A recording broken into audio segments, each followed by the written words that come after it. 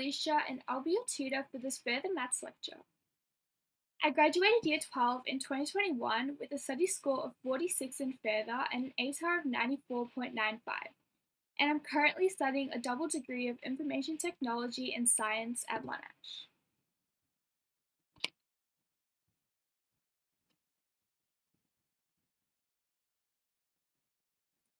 So if you have any questions, you can ask them using the box below this video, and we will have dedicated time for Q&A, and I'll be answering the most upvoted questions, so make sure to also upvote the questions that you most want to be answered. I'm very excited for this lecture series, and there are a lot of different lectures available, so I hope you make the most of it and attend as many as possible. Also, just to let you guys know that this lecture is being recorded, and you can access the recording on the same page you're on right now at the conclusion of the lecture.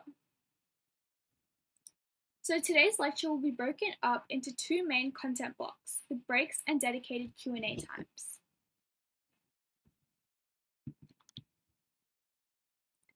So it's really important that you start doing practice exams if you haven't started already, and your summary book should be finished and ready to go.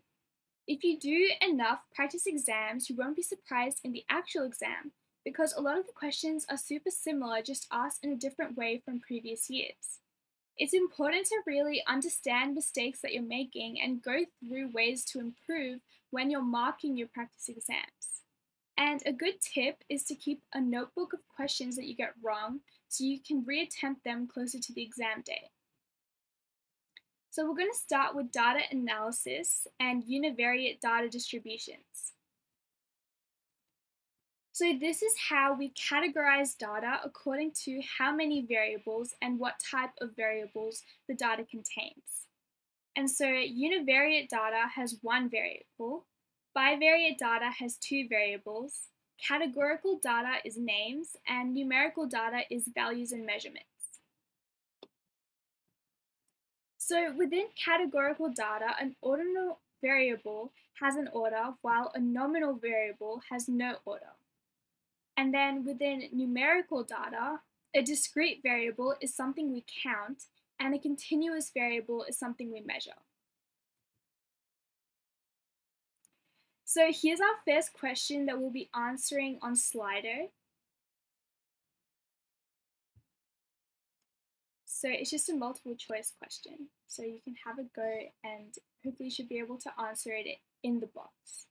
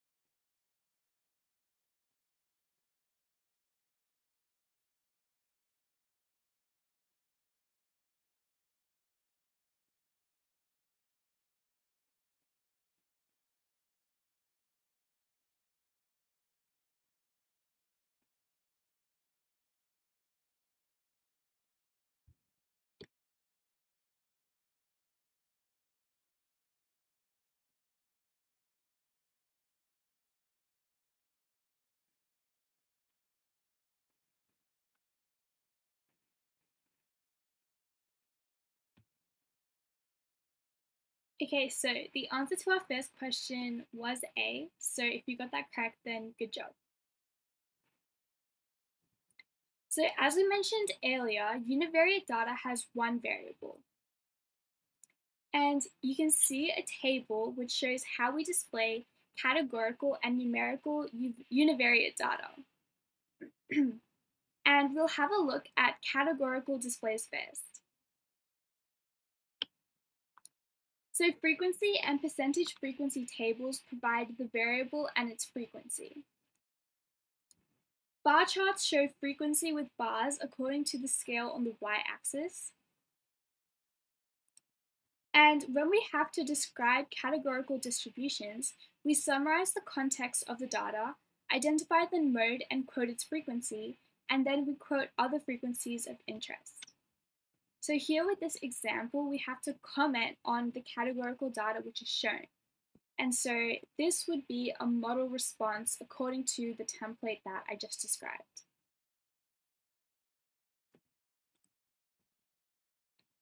Okay, so moving on to numerical displays for univariate data, we have frequency tables.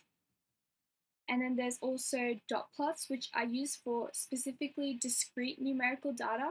And the number of dots represent frequency.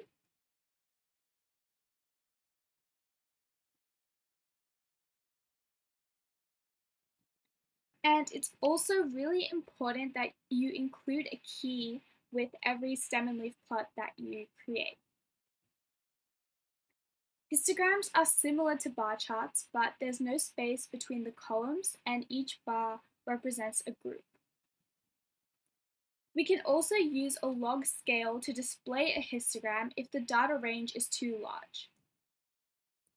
So here's a few properties of logs, and here's an example of a histogram that uses a log scale.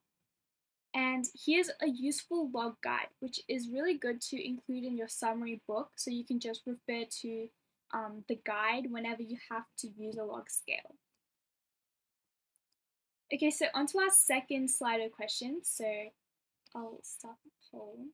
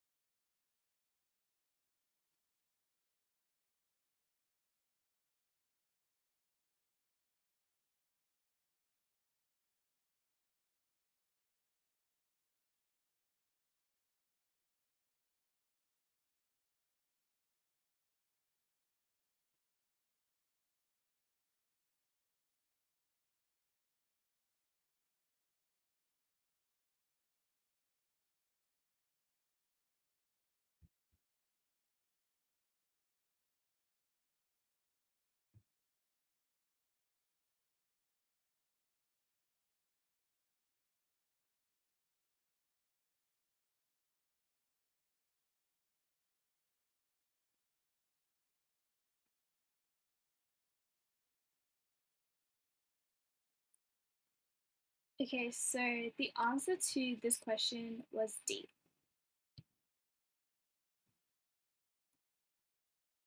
So our five-figure summary includes the maximum, Q1, median, Q3, and maximum.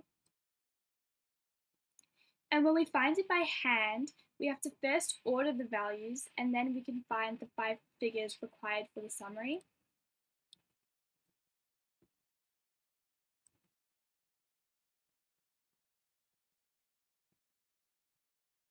And we can also find the 5-figure summary from a dot plot and a stem and leaf plot. And then from the 5-figure summary, we can find the interquartile range as well as the lower fence and upper fence in order to determine outliers. And we use box plots to display the 5-figure summary, including outliers.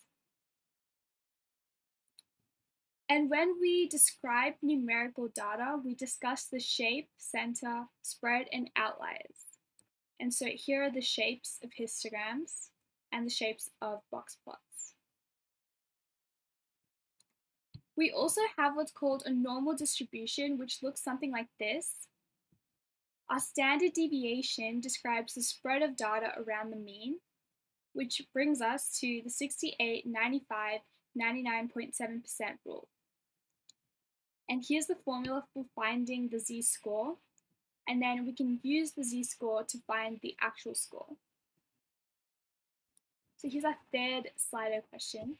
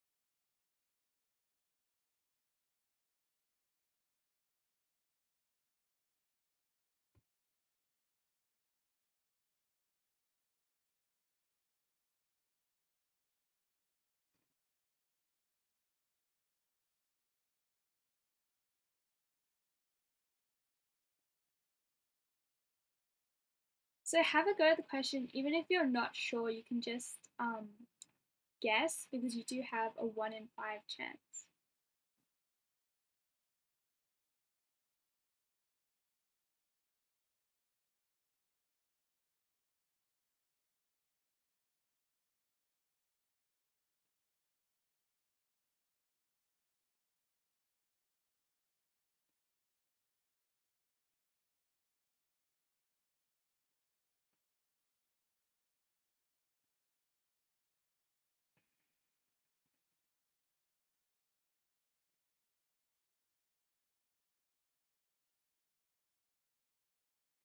Okay, yep, so the majority is right, so the answer to this question is C.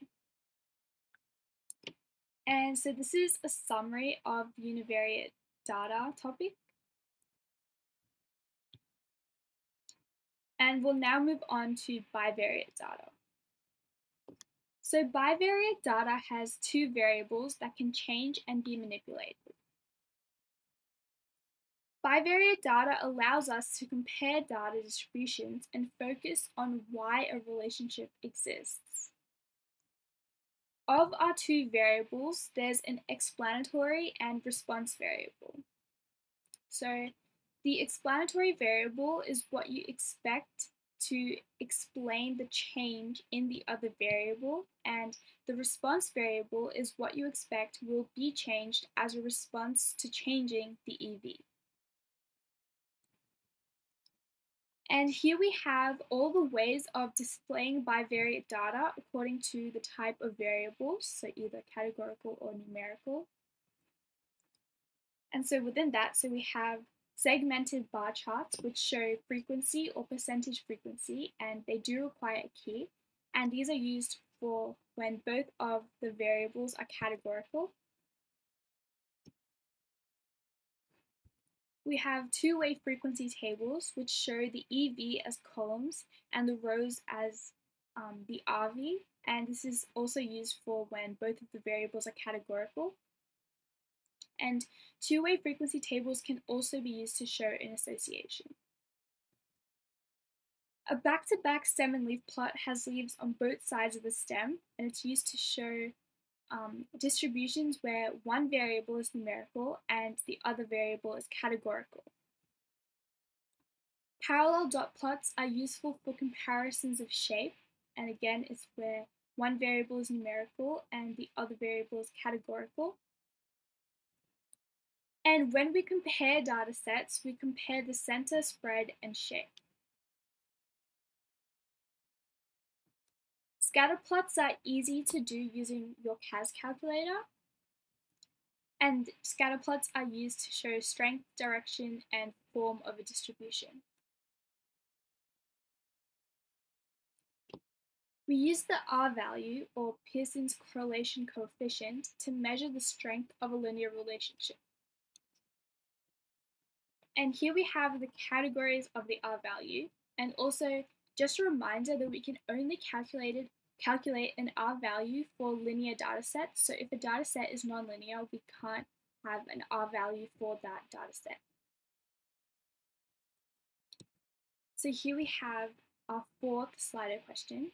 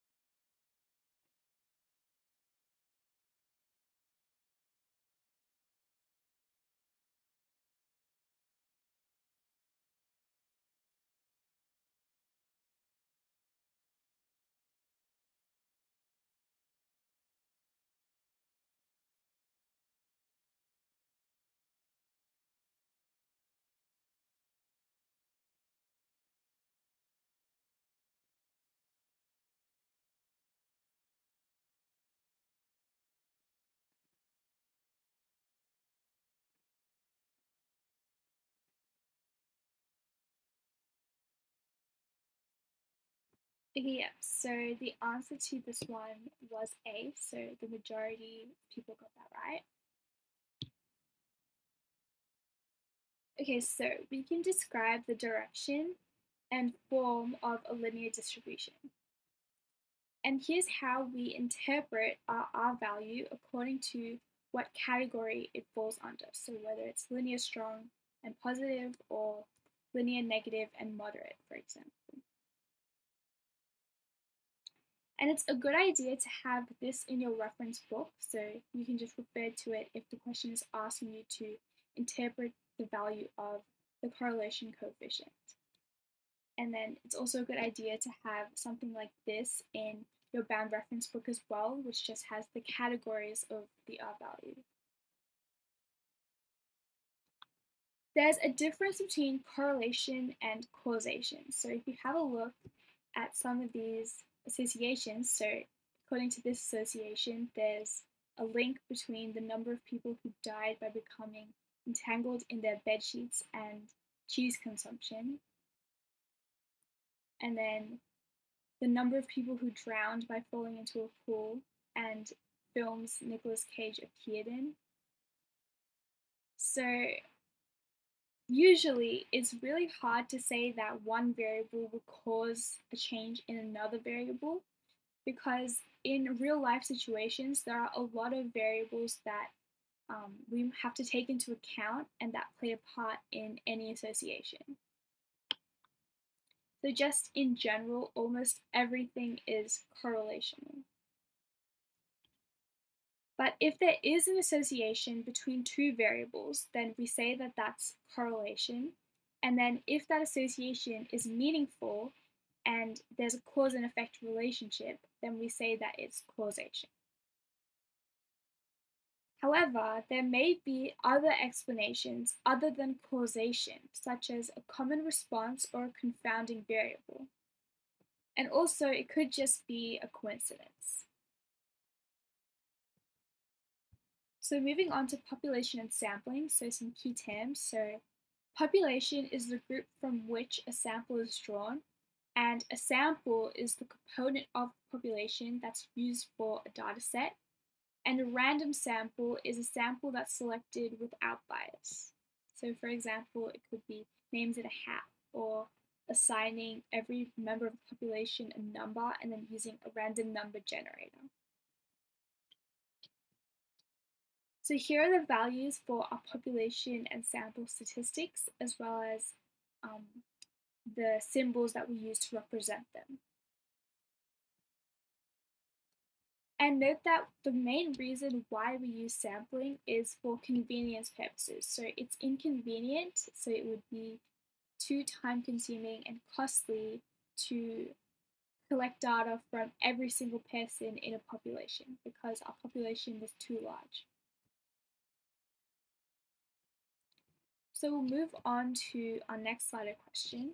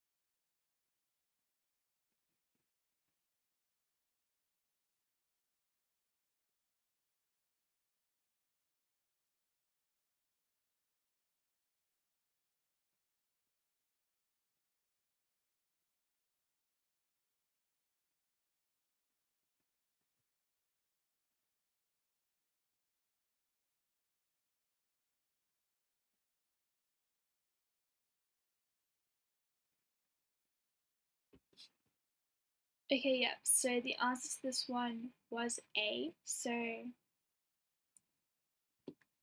it can't be negative because it's a positive number, and it would be weak because 0.34 is considered a weak association. So it's A.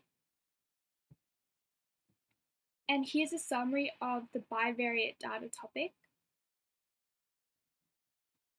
And then just before we stop for a break, we'll do our 6th slider question.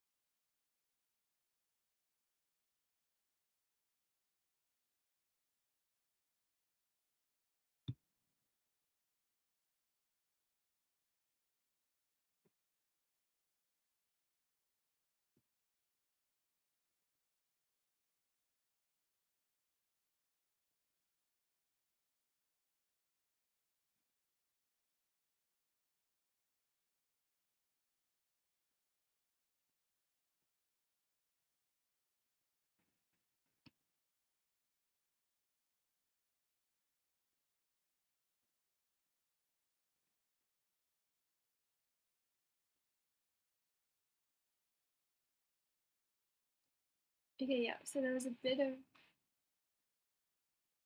mixed bag about whether it was C or A, but it was actually C, so it's parallel box plots. And so with a question like this, where it's asking for the best graph used to display a relationship between two variables, it's really, really important that you have these tables in your summary book that show the graphs used to display certain relationships according to the type of variable, so whether it's categorical or numerical.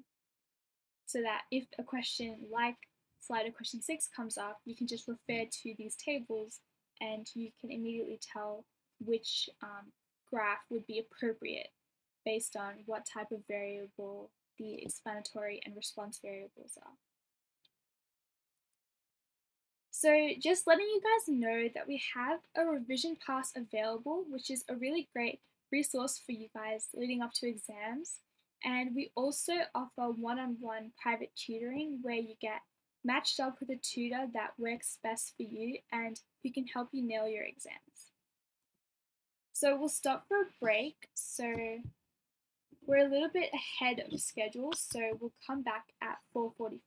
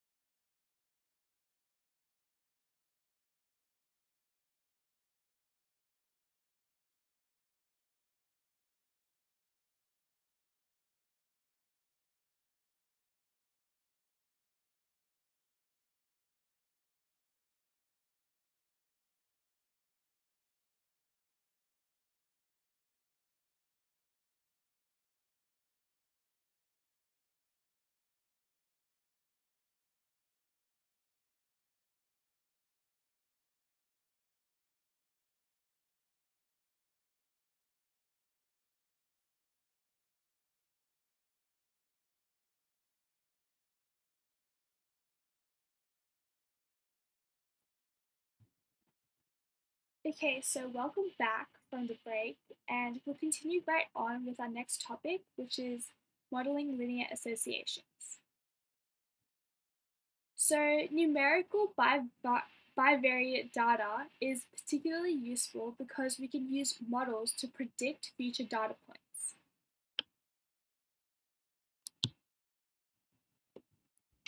We do this by using our least squares line of best fit. And this line is in the form of y equals a plus bx, where x is the explanatory variable and y is the response variable. And it's also really important that your variables are in the right order. And this is a common trick that VCA uses in questions, is where they'll, when they show you the data set, they'll switch the order of x and y. And so you end up putting it into your calculator wrong, and then you end up putting it into the line wrong. So we use our R value, standard deviation of y, standard deviation of x, y mean, and x mean to find the slope and y-intercept of the line. And it's really important to have these two formulas in your bound reference book. So this formula to find the slope and this formula to find the y-intercept. And this can also be found using the lists and spreadsheets in your CAS.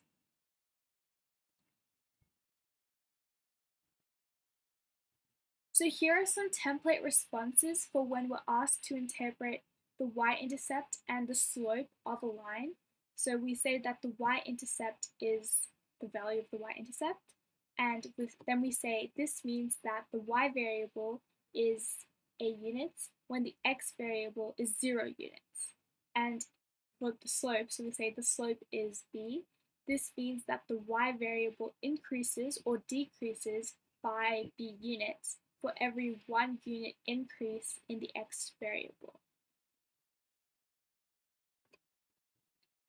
Our coefficient of determination is found by squaring our R value, and so R squared represents the percentage of the variation in the response variable that can be explained by the variation in the explanatory variable.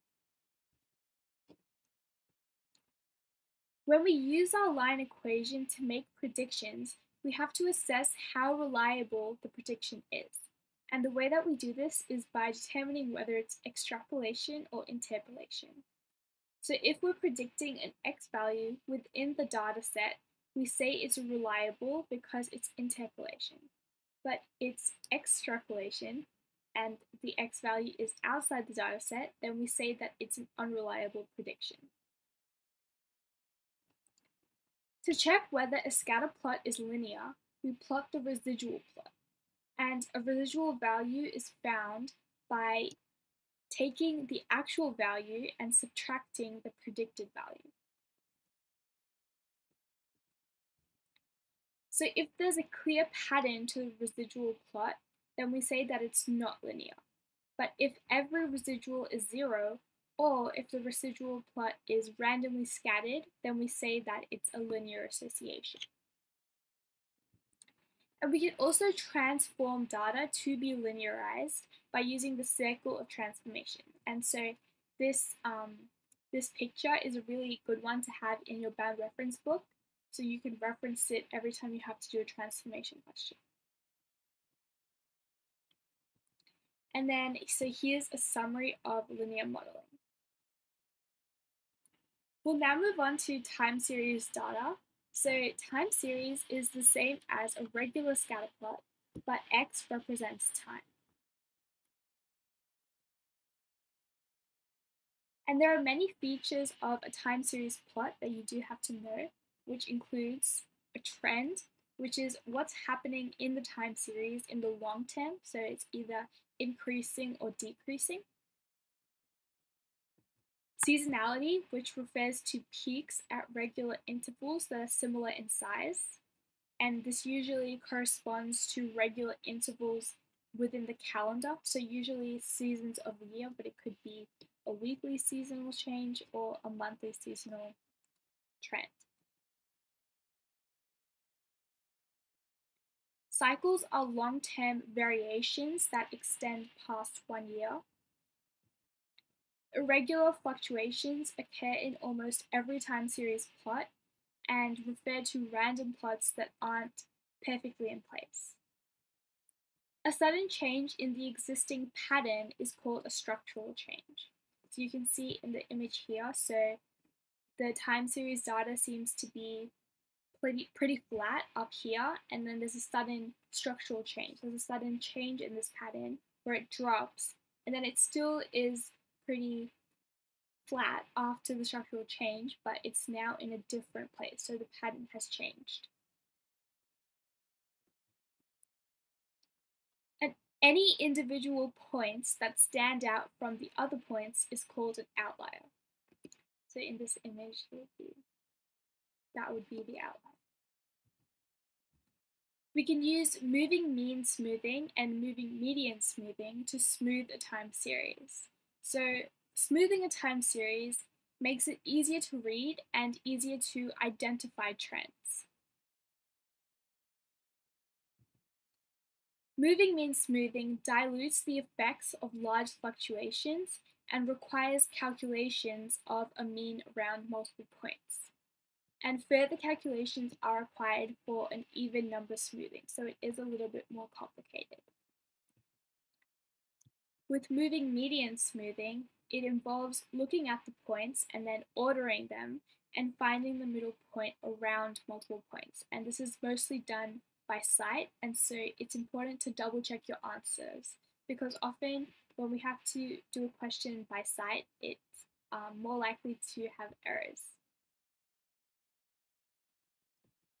Seasonal indices are used to deseasonalize our data, and here's the formula that we use for finding a seasonal index.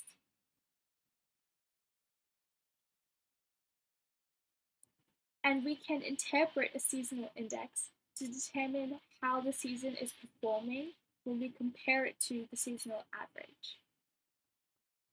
And then to find what we need to do in order to correct seasonality, we use this formula, so 1 over the seasonal index.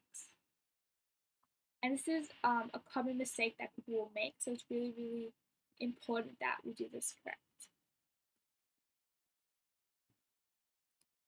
We have to deseasonalize data before we fit a line, but then we do have to reseasonalize the data in order to predict using our equation. And this is because predictions have to take into account seasonal variation. So here are our formulas for deseasonalizing and then reseasonalizing data. And here are the steps for making forecasts. And now we have these steps demonstrated with an example. So this would be step 1, calculate seasonal indices. Step 2, to deseasonalize the response variable. Step 3, to fit a line to the deseasonalized data.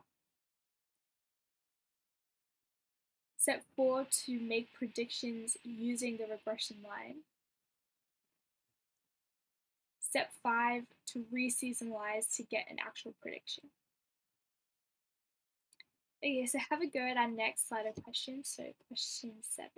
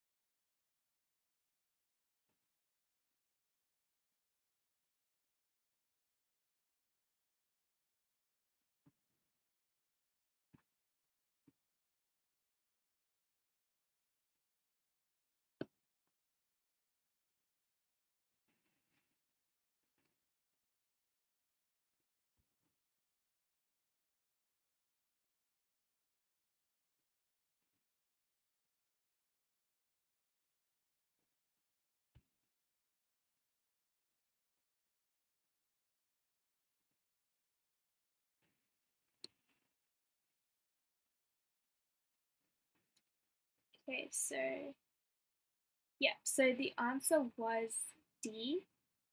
And the reason why it's not E here is because there's actually no seasonality shown on this time series plot. So if you have a look, for example, between 2010 and 2011, so you can see that the peak of the year is kind of um, in this first quarter, so at the start of the year. But then if you have a look, for example, here between 2012 to 2013, the peak is towards the end of the year, so we wouldn't really be able to say that this was seasonality, because if it was seasonality, then the peaks would kind of be at around the same time every year, so it would look like there's a similar trend happening at the same time every year. So for example, say if there's a peak always at the start of the year, or maybe a peak always at the end of the year because of Christmas. So a lot of people are buying stuff at the end of the year. So then that would be considered a seasonal trend. So every year there's a spike in sales towards December because a lot of people are buying it closer to Christmas. So that would be seasonality. But if you look at this time series plot, there's no trend like that happens at the same time every year. If you have a look at the groups according to year. So yeah, so the answer to this one was D. And so then here's our summary for time series data. And now that we've finished data analysis, we'll have a question block, so from our questions on Slido. And I'll just be answering questions about data analysis. So any questions about just general questions for the exam, I'll answer them at the end of the lecture.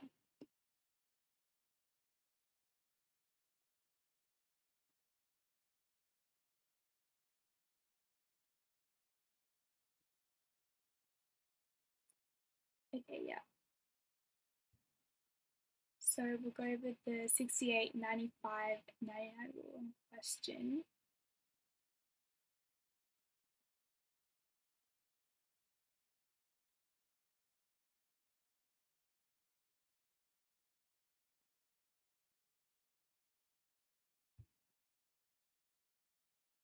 Okay, so just to recap the rules, so around 68% of the data values lie within one standard deviation of the mean. Around 95% of the data lies within two standard deviations of the mean, and around 99.7% of the data values lie within three standard deviations of the mean. So one of the Slido questions were actually about this rule, so we'll just go over that one and kind of how we answer it. So this question says that the heights of females living in a small country town are normally distributed, which means that if it says that it's normally distributed, that means that it follows the 68, 95, 99.7 rule, because this rule only applies for normal distributions. And it says that 16% of females are more than 160 centimeters tall, and 2.5% of females are less than 115 centimeters tall. So if we were to have a look at we would draw out the normal distribution, and then so our mean would be in the middle, and then plus 1 standard deviation, plus 2 standard deviations, plus 3 standard deviations. And so it's saying that 16% of females are more than 160 centimeters tall. So this means that 160 centimeters would be plus 1 standard deviation from the mean, because when you're at, so this is the mean, and then you go 1 standard deviation above the mean, then the remainder after that would be 16%. And then it's saying that 2.5% of females are less than 115 centimeters tall. And so this says that 115 centimeters would be minus 2 centimeters standard deviations below the mean. And so on your so you've drawn out the normal distribution, so you'd be labeling it. So you have your mean, but we don't know what that is yet. And then we have 1 standard deviation above the mean would be 160 centimeters, and then 2 standard deviations below the mean would be 115. So then from that information, we can find that the mean is actually 145 centimeters and the standard deviation is 15 centimeters. So with questions that use this 68, 95, 99.7 rule, so it's really, really important to have a picture like this in your bound reference book, which just has the normal distribution labeled with mean plus 1, plus 2, plus 3, and it not just has not just having this as 68% and then this as 95 and this is 99.7, but actually having these individual percentages, so saying that between the mean and 1 standard deviation, that's 34%, and then between the mean and minus 1 standard deviation, that's also 34%, and then this is 13.5%, this is 2.35%, and then this is 0.15%, because sometimes the question, so like this one, it'll have 16% or 2.5%, and so it's really important that you know these individual percentages as well. That is actually the percentage of each group. So that's really, really important for normal distribution questions.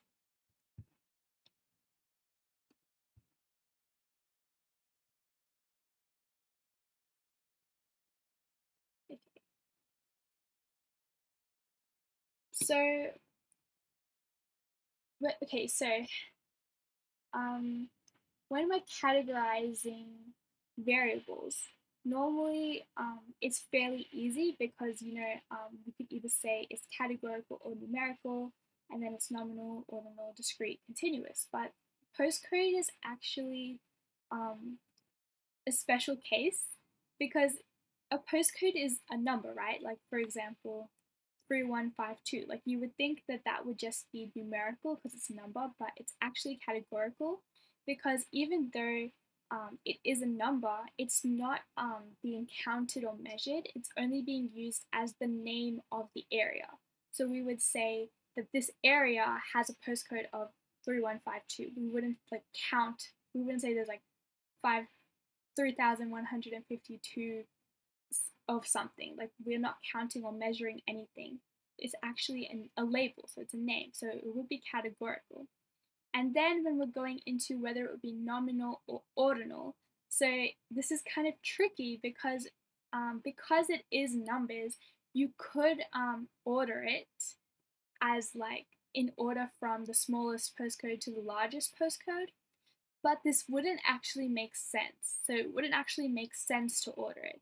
So when we're looking at the difference between a nominal variable and an ordinal variable, sometimes there are variables where you could technically order them, but it wouldn't actually make sense to order them. So postcode is one of those examples where you could technically order a postcode. So you could say you could order them from the smallest number to the largest number because postcode is still technically a number, right?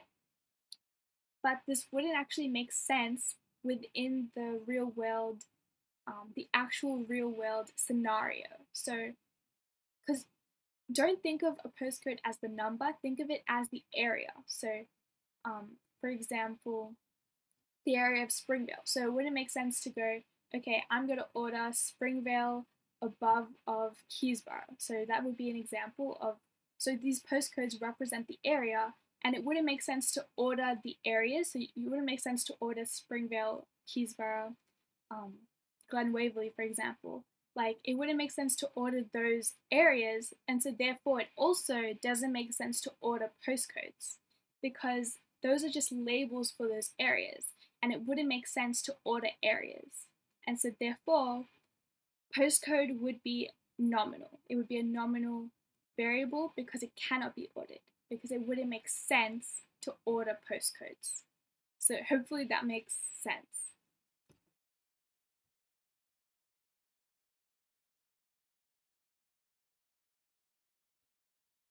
Okay, so looking at histograms.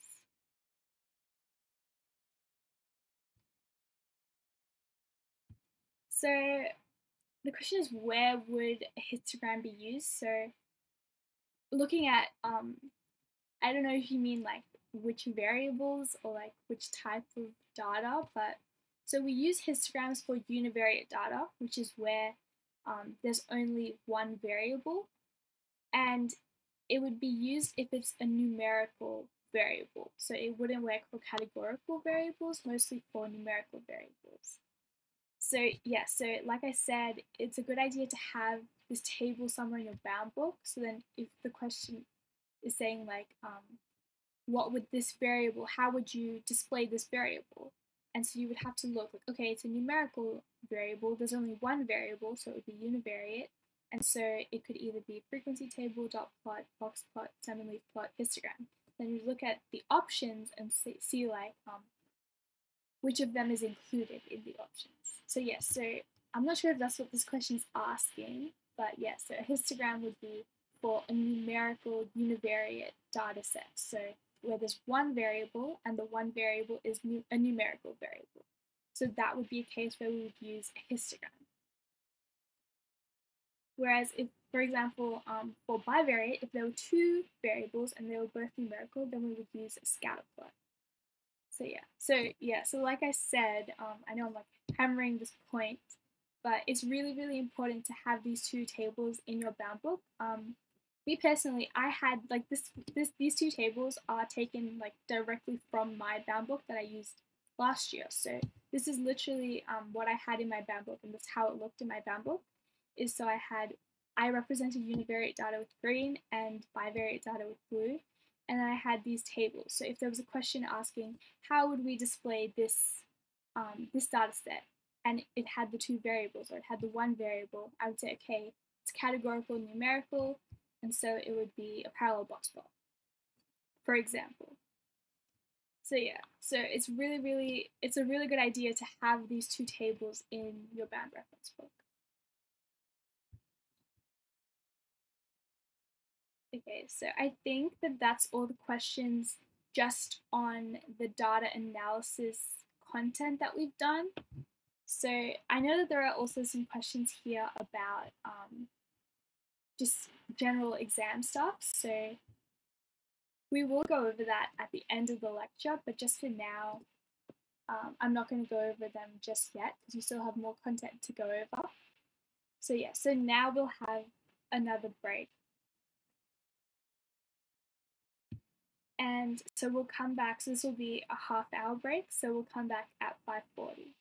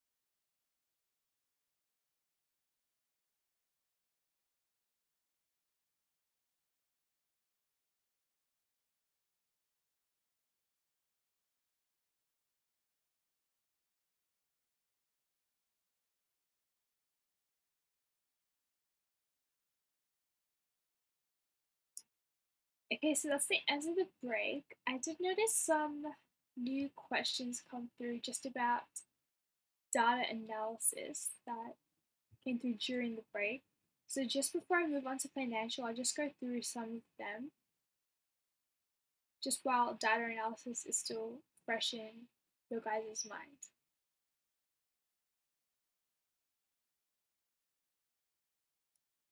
Okay, so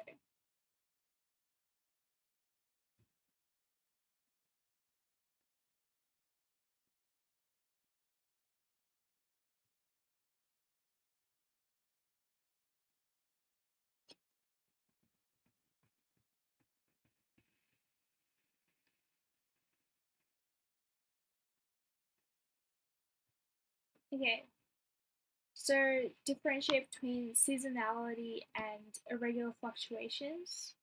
So basically, irregular fluctuations, okay, so most of the time series that you'll see will have irregular fluctuations. We can kind of assume that almost every time series will have irregular fluctuations, unless like every single data point is in perfect place, like like for example, it's just like up, down, like the same amount every single time.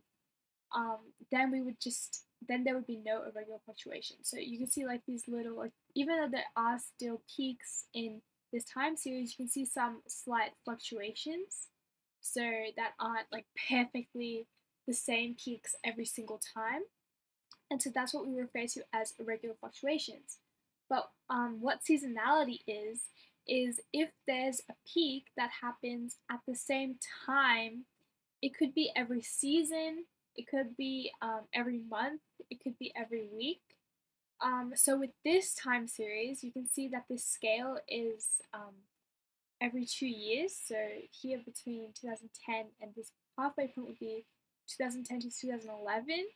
And so you can see, just looking at this year, you can see that the peak of this year was kind of at the end of the first quarter of the year. So it would be towards the start of the year. So it would be around March, the peak of 2010 to 2011. And then 2011 to 2012, you can see the peak of that year was kind of more in the middle of the year, say June or July, the peak between 2011 to 2012. So you can already see that the peaks are happening at different points in the year. So over here, it's happening more in the first half, in the first quarter of the year, so say March. Over here, it's happening more June, July. Over here, it's happening more September, October. Over here, again, it's June, July. And then over here, it's again at the start of the year, so around February or March. Over here, it's back to June, July, this peak. So I'm just looking at where the peak is, so the highest point in the year. And then you can see over here, it's the June, July, and then here's June, July again. Here it's in the middle again, so June, July. Here it's back to the start, so more March. And then here it's towards the end, so again, like August, September. So therefore, it can't be seasonality, because seasonality is, for example, if the peak was always happening June, July, say for example. So it's always happening in the middle of the year. So these peaks are always peaking. So the highest point of the year is always consistently being the middle of the year. That would be a seasonal trend. So I hope that makes sense. So basically, we can't call it seasonality unless there's a trend, and a trend would be the same thing happening every year. So, for example, if this was representing ice cream sales, so it's pretty commonly known that ice cream sales are really, really high during summer. So that would be the start of the year, so January, and maybe towards the end, so around December, it will start going up again. So that would be seasonality. So at the same time, every year, there's a peak in the sales. There's a peak in the time series plot. So yeah, so that's how we differentiate between seasonality and regular fluctuations. Is if the fluctuations are happening at the same time every year, it could be every month, it could be every week. As long as it's happening at the same time, then we call that a seasonal trend. But otherwise, it's just irregular fluctuations.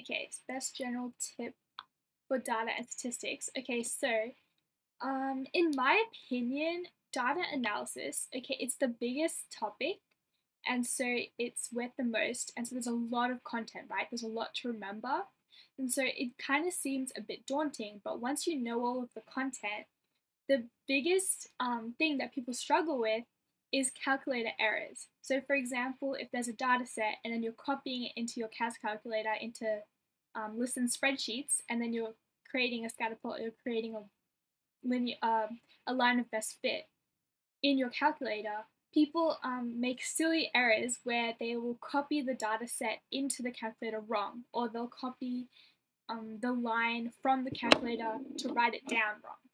And it's such a simple error, and you would think that most people would avoid it, but it's actually the most common error with data analysis. So the best tip I would say is just practice your calculator skills. So just practice copying in a data set into lists and spreadsheets, and also practice like doing it quickly, because in the exam you're going to be freaking out, right? You're going to be like, oh my gosh, time management, I don't have all day to do on this question, but you have to copy the data set into your calculator, and so you rush it and then you make a mistake. So just practicing using your CAS calculator for stuff like that, so to avoid making mistakes. And just in the actual exam, when you're copying it in, double check it to make sure that it matches correctly.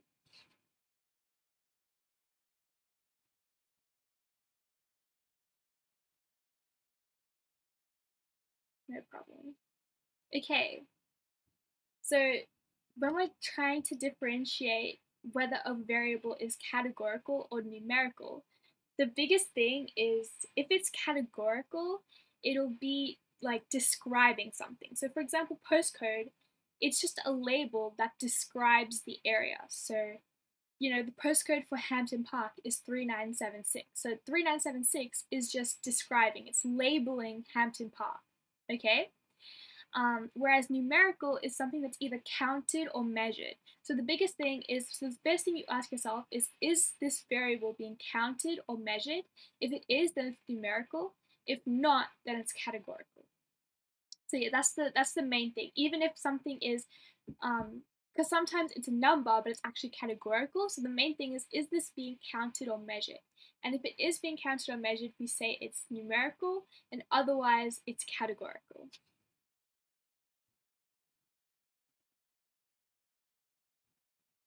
Okay, so shoe size would be categorical because we're not, okay, so technically you can measure your shoe size. Like you can take your foot and like put a ruler and measure how long your foot is, right? But at the actual shoe size, which is what we like label each shoe. So we would say that you're a 4 or you're a 5 or you're a 6 or you're a 7, right? So even though it's a number, it wouldn't be numerical. It would be categorical because it's a label for the shoe size. Because every person's feet would be different size, like the actual size, right? Like if you were to actually measure it, there would be slight differences. But two people could both be size 7s for their shoe size, but their actual feet might not be the exact same size. And so size 7 isn't really something that we can measure or count. It's more just a label. We say this shoe is a size 7, this shoe is a size 6, right? So it would be categorical because it's a label. So it's a label for the shoe size. And so then it's categorical, so you say, is this either nominal or ordinal? And basically it would be ordinal because we can order shoe size. We can say, size 4, 5, 6, 7. Like it would make sense to order shoe size because a size 4 shoe would be smaller than a size 7 shoe. So it would make sense because if you think about the actual real world application, these are labels. So we know that a shoe size is a label for the shoe, right? And would it make sense to actually order shoes? It would, because you can order the shoes from smallest to largest shoe. And so therefore it would make sense to order shoe size. And so yeah, so shoe size is another one of those variables where it's kind of not what you might expect. So you might expect shoe size to be numerical, but it's actually categorical, and it's ordinal categorical. So the biggest thing that I would recommend is, like, you know that postcodes is categorical nominal, but you know that sometimes postcodes can be confusing. So write that down in your bound book. Like, write postcodes would be categorical nominal, and you could write like shoe size would be categorical ordinal, or like clothes size as well. So clothes size would also be categorical ordinal, because just like shoe size, it's a label for the clothes, or it's a label for the shoe. Okay. So yeah, so there's a small list of variables that are kind of can be confusing. So I would say write them down and like categorize them in your bound book. So if it comes up in the exam, you would say, "Oh, I'm not sure," and then you would just look at your bound book and you would know which one it is. But if you are not sure, so first of all, when you're trying to decide whether it's numerical or categorical, you would say, is this being counted or measured? If it is, it's numerical, or is it just a label for something? And if it's a label, then it would be categorical. And the reason why shoe size is categorical is because it's just a label for the shoe. We would say this is a size 7 shoe, this is a size 5 shoe, right? So it's a label for the size of the shoe.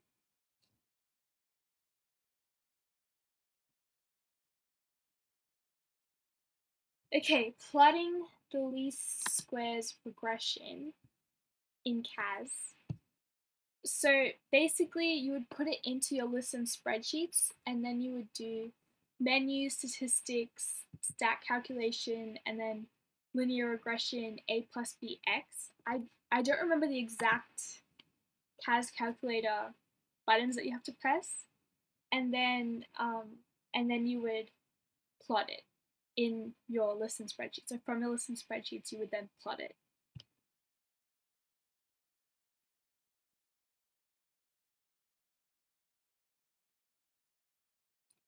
Okay, log histograms. Okay, so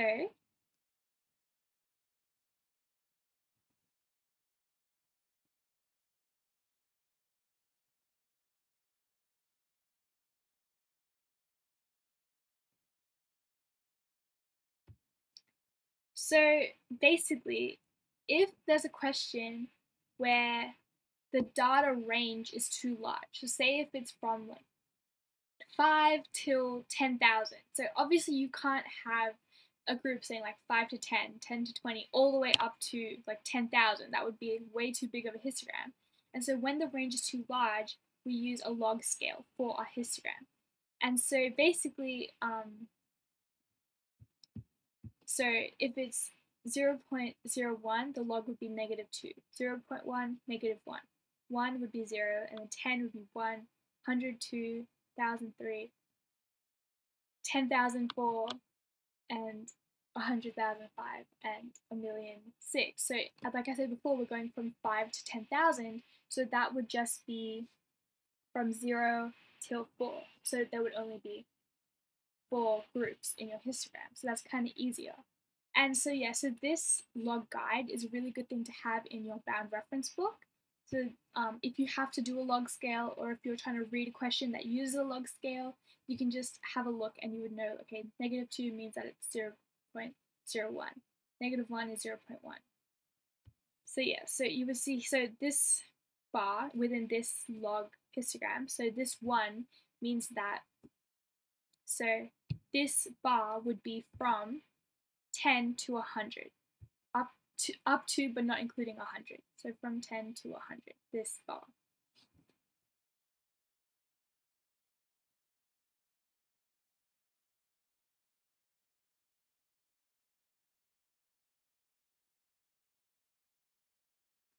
Okay, yeah, so you cannot save anything in your CAS before your exam. You have to delete them. I'm pretty sure that the supervisors, they have to come around and you have to show them whether you have anything saved, or they'll get you to restart your CAS before you start your exam, because um, you're not supposed to have anything saved in your documents.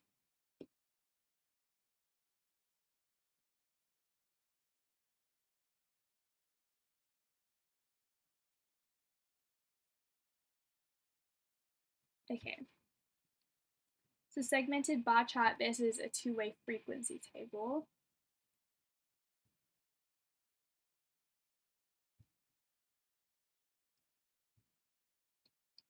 Okay, yeah, so it's not so much, they would both work basically. So you're not really going to have a question saying these are your two variables.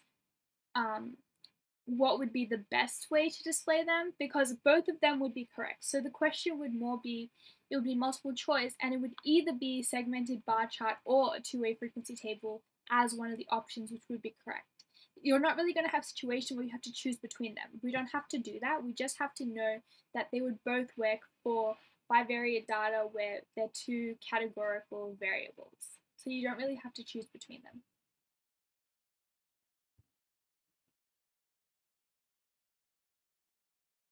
Okay, yeah. So I think that was all of the data analysis questions. So we'll move on to financial now. Yeah, so financial maths, and we're starting with recursion. So the most important thing with financial is to be super familiar with our CAS calculator, and in particular, finance solver. So it's really, really important that we know that it's a negative entry when the money is going to the bank, and a positive entry if the money is coming from the bank. And we use recurrence relations to generate new terms in a sequence based on previous terms. So we'll do our 8th Slido question.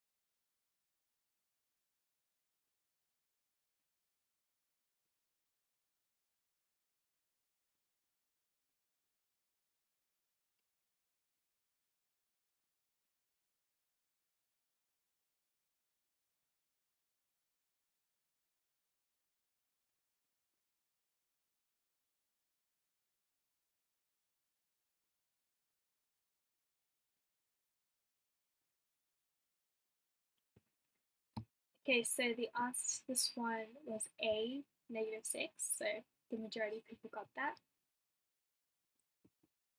Okay, so we have arithmetic sequences where we add or subtract a certain amount to go to the next number in the sequence. And here's an example of an arithmetic sequence. Geometric sequences have a common ratio between the terms, so we divide or multiply a certain amount to get to the next number in the sequence. And here's an example of a geometric sequence scenario. And we can also have a recurrence relation, which is a combination of both geometric and arithmetic sequences. And with these types of recurrence relations, we cannot find the nth term. And we use recurrence to show linear growth or decay, geometric growth or decay, depreciation, and simple interest. And with simple interest, we only calculate the interest on the principal and then use this interest amount over and over. And here's an example of a simple interest scenario. And compound interest is slightly more complicated, so we calculate interest each compounding period, and compound interest is a geometric sequence. And here's an example of a compound interest scenario. So flat rate depreciation is where there's a fixed amount of depreciation per time period, which is an arithmetic sequence. And here's an example of a flat rate depreciation scenario. And unit value depreciation is where the value decreases according to how many units being produced. And a lot of people struggle with unit value depreciation, but I think that's because they tend to overthink it. So it's actually more simple than you think. So basically, like for example, if it's a coffee maker, so say if this coffee maker is valued at $10,000. And then for every coffee cup that's made using this coffee maker, so for every coffee cup, its value decreases by 4 cents. So basically, the scenario is every time a coffee cup is made, it goes down by 4 cents. And then over time, that will add up and it'll eventually decrease in value, say from $10,000 to $5,000 after 2 years, let's just say. So that's unit value depreciation. So basically, for every unit or for every use of the asset or of the thing that we're depreciating, say if it's a coffee maker or if it's a car, so for every use of that thing, its value will go down by a certain amount. And you also have to be careful with depreciation because something can't go down to a negative value because this wouldn't make sense in the real world. So you can't say that something is worth negative $100 because in real life this wouldn't happen. Like something can't go down to less than $0. Reducing balance depreciation is similar to a geometric sequence. And here's an example of a reducing balance depreciation scenario. Reducing balance loans involve interest being calculated that increases the value of the loan, but then a payment being made to the bank that decreases the value of the loan. So it's combined geometric and arithmetic sequence. The easiest way to do reducing balance loan questions is using Finance Solver. And especially recently, VCAT is really encouraging people to use Finance Solver for more questions.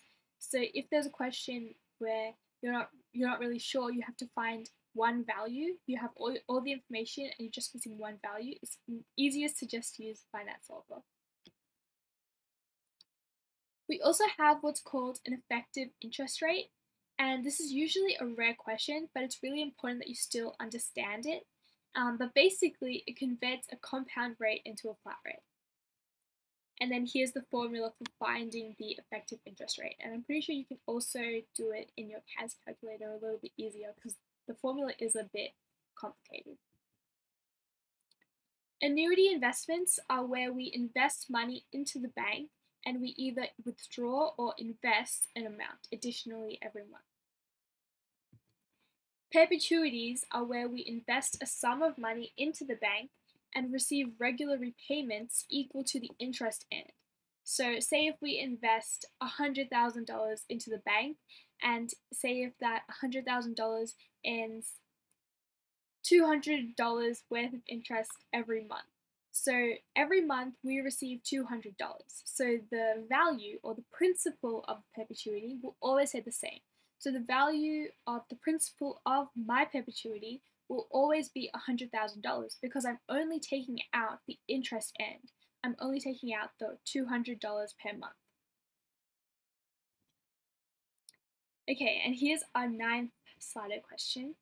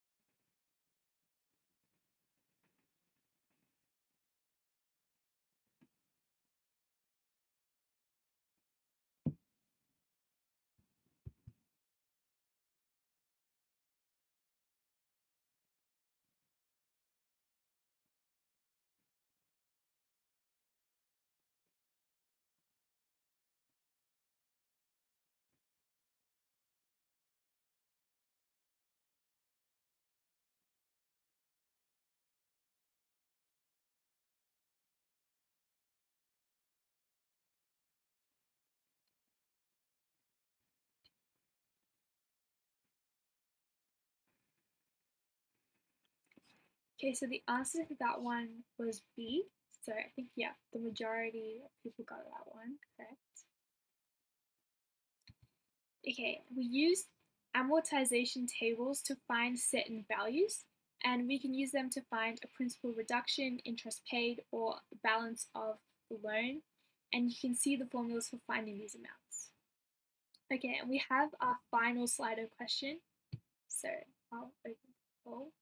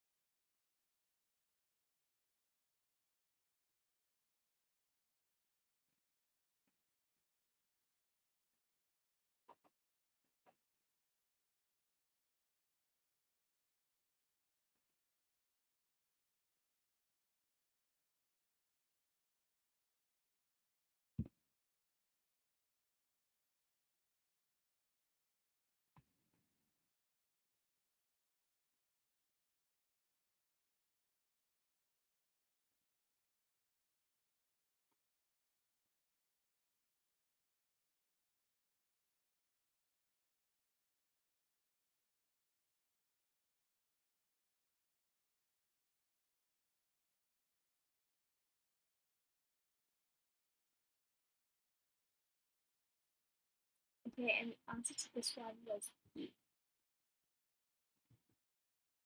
Okay, so just going over some general exam preparation tips because that concludes the content section of the lecture. So basically you can't change any of your SAC marks now, so it's best to just forget about them and focus solely on exam revision. Your exam score contributes 66% to your study score, so don't worry about a bad SAC grade. And it's more important that you learn from any mistakes that you might have made in your SACs so you can avoid those mistakes in the exams. It's really important that you organize and finish your bound reference book. It's super important that you're completing practice exams using the bound reference book. And it's important that you're using the version that you'll actually be taking into the exam. However, making a reference book is not good revision leading up to an exam. Doing practice exams and practice questions is much more useful. You don't want your bound reference book to be too long, so it's best to keep it simple and concise. It's really important that you understand all of the content, so if you're struggling with the concept, do more of those questions. And it's not useful to do practice questions on topics that you're an expert on. And lastly, it's really important that you're doing as many practice exams as you can. Practice exams are the best way to revise for further, especially because VCA often will ask really similar questions to what's been asked in previous years. It's also really important that you're making your practice exams count, so use your reading time effectively, replicate exam conditions as closely as possible, and most importantly, keep track of your mistakes. Because in order to stop making mistakes, you have to keep track of the ones you're making and go over why you made that mistake and how you can avoid those mistakes in the future. Also, just make sure that you're taking care of yourself so that you're at your best for the exam. And just a few strategies for the actual exam. So every multiple choice question is worth 1 mark. So nail the easy questions first, and then if you get stuck on a question, just move on and come back to it. And if you do get stuck on a question, try approaching it in a different way or using a different approach or a different method. One good thing about Further is that you have a lot of time in the exam, so make sure you check and double check all your answers. And finally, just make sure you're paying attention and shade the correct answer bubble in the multiple choice exam. And so now we'll have just some final questions before we wrap up.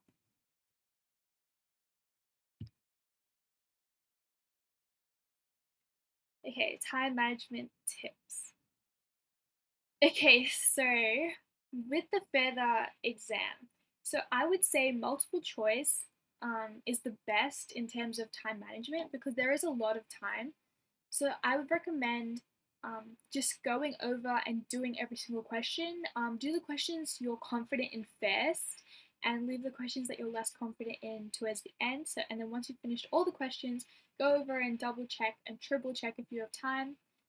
Because in exam one, the multiple choice exam, usually most students don't struggle with time management because there is quite a bit of time. But if you do struggle, maybe just doing more practice exams so you can practice taking less time on each question. And then just with short answer, the biggest thing is don't spend a lot of time on a question that you get stuck on. Like, that's the biggest mistake people will make is they'll get caught up on one question and spend a lot of time just on that one question, and then they end up leaving out questions they could have done really, really well on because and that's where you really, really need to be using your reading time as well. So in your reading time, go through and keep in mind like which questions you're gonna be really, really confident with, and that you'll do really, really well on. And do those questions first during the writing time, and leave the questions that you're less confident on for the end, because you want to be achieving the most marks that you possibly can, and you're more likely to get full marks on a question that you're confident in than you are to get a lot of marks on a question that you're less confident in.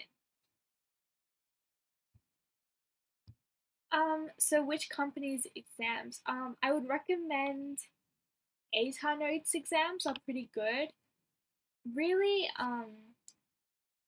the biggest revision tool for Further is the VCAR exams, and so that includes the exams from the past VCE exams, and also the NHT Further exams are really, really good. And you should be doing other companies' exams as well for Further, but those should only really be challenges. So you should be saying, okay, maybe these are some challenging questions that I haven't seen before, and so you're trying to do them. But it's also really important that you're doing VCAR questions, because those are the questions that they reuse. They'll be asking in different ways. And VCAR really, really likes recycling old questions and asking them in new ways. So I would say prioritize the VCAR, VCE, and NHT exams, and then once you've done those exams, you can do exams from other companies as a challenge to see like, oh, can I do these other questions that I haven't seen before? But yeah, so prioritize the VCAR questions. How much did your SAC scores affect your study score? So like I said before, so your SAC scores only contribute 33% to your study score, and your exam scores contribute 66%. So last year, so my average SAC score was 99%. So I had a score of 99 for my schoolwork. But then for written exam 1 and written exam 2, so my 2 exams for Further, I got an A plus for both of them, and so it actually brought my SAC scores up because I got a good exam scores. My SAC scores from school went from a 99 to a 100. So if you're not happy with your SAC average, or you have 1 or 2 bad SAC grades, your exam grades have a greater weighting. So your SAC scores are only worth 33% and your exam scores are 66%. So if you get a really, really good exam score, it'll bring your SAC scores up because your exam score has more weight than your SAC score. So for me, both of my exams I got an A plus, and so it brought my SAC scores from an average of 99 to 100. And that happens a lot is if you get a really, really good exam score, it'll actually bring up your SAC scores. Okay, so you can use the ATAR Notes book for reference for your summary book. You can copy things from the ATAR Notes book into your summary book, but it's really, really important that you create your own summary book. Like it's in your own words, it's your own summary, basically, because I don't know how to best explain it, but if it's somebody else's summary, it's not going to be as useful. It has to be your own summary, and it doesn't mean that you have to handwrite everything. That's not what I'm saying. You can type up everything. You can, you can get creative with it. You can make it on Google Docs, and you can put, different colors, different images, color-coded images, color code all your topics. So it's really, really, everything stands out. It's really easy to find, and you can type it all up, but it just has to be your own summary. It has to be your own summarization of the content, because otherwise, maybe you're in the exam and you're freaking out and you're at a question and you don't know how to answer it, you don't know what the answer is, so you look at your band book and you go to that topic and it doesn't make sense to you because this is somebody else's summary. And that's the biggest thing, is because when you're doing practice exams at home, usually you're not as stressed as you're going to be in the actual final exam. And so, if something doesn't quite make sense in your summary book, you can kind of be like, oh, and then you figure it out and you keep going. But in the exam, say if you're really, really stressed out and you're like worrying about this question, and you look at your summary book and the summary book doesn't make sense, sometimes that stress kind of makes it worse, and you actually can't understand the summary book, even though usually if it wasn't an exam, if it was just like regular day and you were trying to understand the summary book, it would make sense. Sometimes that stress just stops you from being able to understand it. And so, yeah, it's really, really important that's your own summarization, that it's coming in your own words from you. And it reduces the chance of getting stuck in the exam, basically. So yeah, so during reading time, like I said, so make note in your head. You're not allowed to mark the paper during reading time, but in your head you can say, okay, that question I know 100% how to do it. I can do it. I can do it, right now. Like I know the answer already. Like take note of questions like that you know you're going to do really, really well on, and in the writing time, do those questions first. That's what I would recommend for reading time, kind of forming an order of the questions that you want to attempt them in.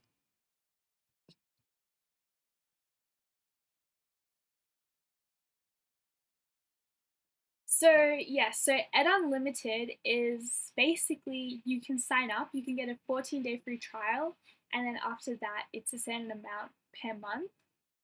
And basically, you get access to a bunch of resources from all of the subjects. Like you have practice exams, you have practice SACs, you have summaries, you have all of that for all VCE subjects. And it's really, really useful, especially leading up to exams. Like say if it's 14 days before your exam, you can sign up for the free trial and really, really make use of that leading up to your exam as well. So yeah, so that's at Unlimited, and that's done by ATAR Notes, and it's really, really, really, really useful. And they get their own tutors and their own tutors, and the people who run the classes, they get all of those people to create the resources. So it's created, most of the resources are created by past students, so it's really, really useful because students know how other students think. I wouldn't say that there's a set amount. It's really as much as you can do, but also it's way, way more useful to be doing an exam properly, and then when you're marking it, make note of every mistake and like think about why you made that mistake, and maybe like have a book of questions you got wrong. Like really, really making sure and going through it thoroughly is way more useful than just doing 100 practice exams. And I would say when you're choosing your past exams, try to choose the more recent ones because usually they're a little bit more useful as opposed to like an exam from 2012, say for example. Just because does like to change it up every few years. They have different trends. Like VCA has their own trends. Like if it was a time series, there's a structural change in the trends of questions every few years. So in the past few years, the trend is a certain type of question. Like they're favoring certain types of questions. Not to say that you won't see a question from the 2012 exam. You might. It's very, very possible. But they tend to favor certain types of questions recently, in recent years. Yes, so like I just said, there's no real set amount. It's more just as many as you can. And don't feel disheartened if you've only done a certain amount of exams and you see someone else who's done like 70 exams.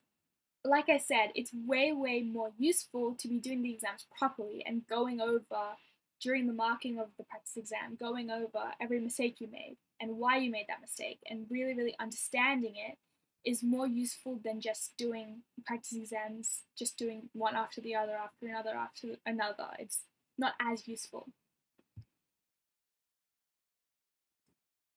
So I can show you my own bound reference book. How I personally set it out. Like everyone sets theirs out differently. There's no real one way to set it out. But me personally, so I'll show you kind of what worked for me. Just while that loads. So basically, what I recommend for a bound reference book is that you have, for each topic, so for data analysis, you have, say, 12 pages of just every single thing that you need to know for data analysis. So every formula, every explanation, you're going to have like CAS calculator instructions, all of that you can put in. So this is my data analysis. So yeah, so this is kind of how I would summarize everything. So I would have like classifying data and then these tables and then all this information about shape, center, spread, log scales, the 5-figure summary, describing the center,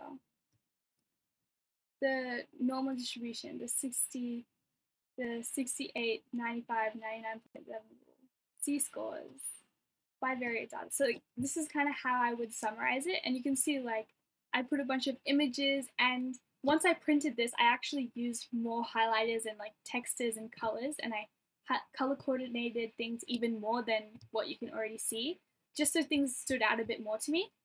So this will kind of be, so this is about 14 pages. So it would just be 14 pages of every single thing that I need to know for data analysis. And then I would have one more page that I would handwrite, and I would summarize that summary, if that makes sense. So these 14 pages are my summary of data analysis, and I would have one more page which I would try to summarize everything that I like just need, like that I know. Like for example, there's a formula I know, I always forget that formula. I'll try to put that first, so I know I can just go straight to that page and summarize the 14 pages in that one page. And so when I'm doing my exam, in fact, in my final exam, I only use that first page because you don't really have time to be flipping through. So you can have a more detailed summary and then also have just like one page where you summarize your summary, if that makes sense. And yeah, so I did that for every topic. So that was data analysis. This was financial.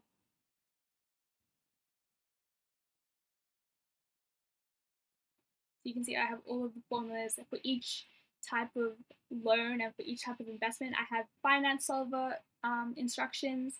I have finance solver rules. So this is for reducing balance loans. I'll know that PV is positive, payment is negative, future value is negative, the rules for reducing balance loans. And I have this for every type of investment. So then this is for an annuity investment. This is for compound interest loan. And I have information on perpetuities as well. So these 12 pages would just be the information of financial, and then I would have one more page just summarizing every single thing from financial into just one page, the absolute essentials that I would need from financial. And I'll do the same thing for my two modules, so matrices and networks as well. So yeah, so that would be my recommendation for a bound reference book. But yeah, so if you don't think that that would work for you, you know, whatever you think would work for you. And another thing is trial and error. So you can have a bound reference book, and then you do a practice exam, and then you're like, oh, I want to make this adjustment because that wasn't useful. Like for example, say if during a practice exam you're having trouble finding a topic, say for example if you're looking for the 68 95 99.7 rule, but you're like flipping through and you can't find it, so then after that practice exam you could say, okay, I want to color code my bound book, so I'm gonna, you know, put yellow for this topic, green for this topic, and highlight a bunch of things. So then when you're flipping through next time, it's really, really easy because you see yellow, you say, okay, that's this topic. Then you would see it circled, so then you can easily find it. So that could be one improvement that you could be making. Okay, any tips on finance multiplication? So I'm running out of time, so I'll try to just answer exam things. So for questions that are very wordy or hard to understand, the biggest thing I'd recommend is having a highlighter and highlighting keywords. So highlighting the instructions, highlighting like for example financial, if there's a loan, highlighting the principal amount, highlighting the interest rate. And then also when you're trying to make your calculations, you can easily find the amounts from the question. Is short answer often short for time? So for me personally, I was short for time last year. I barely had time to check over, but that's because I kind of fell into that trap where if there was a question I got stuck on, I spent a long time on it. And so that's something I kind of wish that I had been better at last year, is not getting stuck on hard questions. So if you're struggling with the question, move on, you can come back to it at the end. Instead of spending like minutes and minutes just on that one question, which you could be using for checking at the end. Okay, so it is 6:30, so it's the end of the lecture time. Sorry I didn't get to get to all of the questions, but good luck for your exams. You will do really, really well, and I hope you find this lecture useful.